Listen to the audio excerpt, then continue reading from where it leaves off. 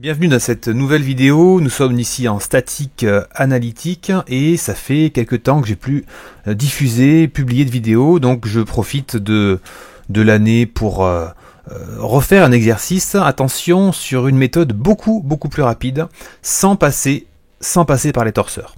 Je reprends cette voiture de collection que nous avions dans le cours tout à la fin, dans la feuille qui est en lien. Si elle n'y est pas, vous m'écrivez et je vous l'enverrai. On retrouve la voiture de collection, vous pouvez la voir sur votre gauche de la vidéo, normalement elle s'affichera par ici, et on avait pris plusieurs dizaines de minutes pour arriver à la fin à la valeur des forces au point A et au point B. On connaît la force au point G, on connaît la force grâce au poids de la voiture. Je vais vous montrer ici comment on peut trouver en 2-3 lignes, donc en quelques minutes seulement, vraiment même pas une minute, on peut trouver la valeur des forces au point A et au point B sans passer par les torseurs. Donc c'est tout à fait très simple. Vous avez en fait une proportionnalité du poids au point A et au point B. On sait qu'il y a une distance de 810 entre A et G, donc on le voit sur le schéma sur la gauche, et on a une distance de 1620 mm entre le point G et le point B. Donc, je vais utiliser un pourcentage, un tout bête, tout simple pourcentage pour trouver des valeurs en A et en B, les efforts. Attention, cette règle, cette méthode ne s'applique que et uniquement que si vous avez des forces parallèles.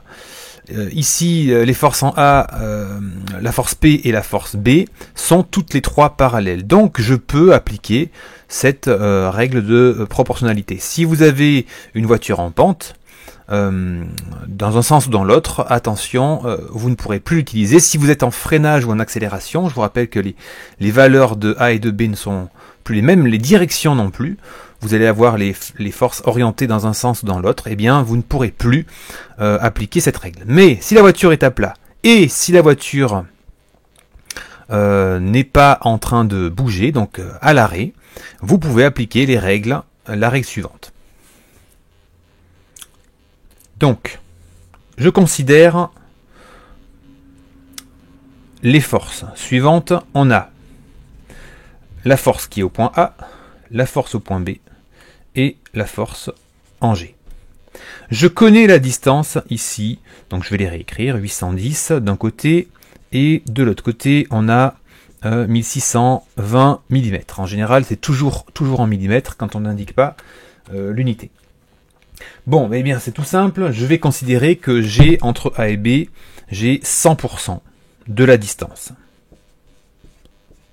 100% de la distance, ici. Voilà. Je sais que en G, j'ai une valeur, je vais l'écrire ici, de 1150 décanewtons. Ça, c'est indiqué dans l'énoncé. J'ai 1150 décanewtons en G. Eh bien, ça veut dire que je vais avoir un pourcentage en A, un pourcentage en B en fonction de l'éloignement ou de la position du centre de gravité, s'il est plus à droite, plus à gauche. Je vais effacer et tout de suite passer au calcul. Bien, donc la distance totale, on a dit que 100% de la distance, ce serait du point A à G, c'est-à-dire 810 plus 1620, on est en millimètres. Ce qui nous donne... Donc je fais tout en temps réel, on n'est pas... Voilà, on n'est pas compliqué. On a donc 810. Ça nous fait une valeur de 2430. Ça correspond à 100% de la distance. 100% correspond aussi à 1150 décanewtons. Donc ça c'est des millimètres. Voilà. 100% du poids de la voiture, c'est donc 1150 décanewtons et 100% de la distance entre A et B, aux extrémités, donc là où il y a le contact avec le sol, c'est de 1430 mm. Bon. avec cette égalité. Je peux dire que si 2430 représente 100%, donc 1150 décanewtons, on est toujours en décanewtons, et on cherche des décanewtons, combien vont représenter 810 point d'interrogation, et combien va représenter 1620 point d'interrogation. Un simple produit en croix, et vous allez trouver la valeur. Donc, pour ceux qui savent plus trop comment on fait, je vais chercher une valeur x et y. Allez, je vais l'appeler x. Elle, je vais l'appeler y. Je cherche x, donc je vais faire 1150 pardon, multiplié par 810 divisé par 2430. Et pour trouver y, pareil, je vais faire 1150. Je vais le faire en vert, comme ça on verra mieux. Ouais, en vert c'est mieux. Pour trouver y, je vais faire donc 1150 multiplié par 1620 et divisé par 2430. Je reprends ma calculatrice. Allons-y. Donc 1150 810. Le premier, je trouve, donc pour x, je vais avoir, alors je vais l'écrire ici, x, je trouve 383 en ayant décanewtons. Et pour y, je vais trouver, alors je peux faire une soustraction ou je peux refaire mon calcul. Je sais qu'en tout j'ai 1150 décanewtons, donc je peux soustraire 1150 moins 383 et je vais trouver la même chose. Bon, je peux refaire mon calcul de produit en croix, c'est strictement pareil, vraiment 1620 et je divise par 2430 et là je vais trouver 760, j'arrondis 67 décanewtons. Bon. Alors, j'ai presque fini. On va remarquer que, attention, la distance de 810, c'était du point A à G. C'était en rouge. Mais attention, la valeur que j'ai trouvée est la plus petite. Or, logiquement, si vous regardez le schéma, le centre de gravité, dans la mesure où c'est une voiture, une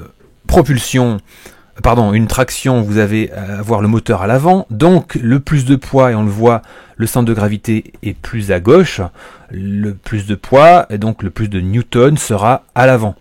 Alors, ce n'est pas les 383 qu'il faudra prendre pour la valeur en A, ce sera évidemment les 767 pour la valeur en A, et en B, 383 décanewtons. Vous remarquez que c'est exactement la même valeur qu'on avait trouvée dans cette vidéo, alors elle a 3 ans déjà, dans le cours qu'on avait fait à l'époque. C'est une manière facile, rapide de trouver des valeurs. Attention, je rappelle, attention, il faut que les forces soient parallèles, donc il faut que la voiture soit à l'arrêt sur un sol plat. Si la voiture est en mouvement, vous ne pouvez pas, et si la voiture est en pente, vous ne pouvez pas non plus appliquer cette règle toute simple de pourcentage, de proportion vis-à-vis du centre de gravité et des distances au point A et au point B. Voilà, c'était tout pour cette petite vidéo de statique, petit rappel sur une voiture à plat et à l'arrêt. Merci, et si vous avez des questions, des remarques, n'hésitez pas. Je réponds en général à tous les commentaires que je reçois, toutes les questions, sauf ceux qui me disent que c'est de la merde et que je devrais faire autre chose.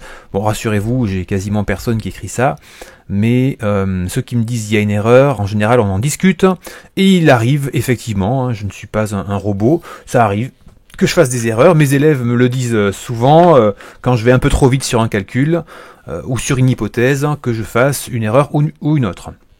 Mais voilà, on en discute et le problème est réglé. Et si vous voyez une erreur, je ferai un erratum dans la vidéo En vous souhaitant à tous, pour ceux qui verraient la vidéo avant la rentrée scolaire, eh bien une bonne rentrée. Les futurs élèves de BTS, ceux qui sont dans une formation n'importe où que vous soyez, eh bien bonne rentrée à tous. La mécanique, c'est vraiment très intéressant. Et je vous souhaite la réussite. C'est vraiment ce que j'ai de mieux à vous proposer. Allez, à la prochaine.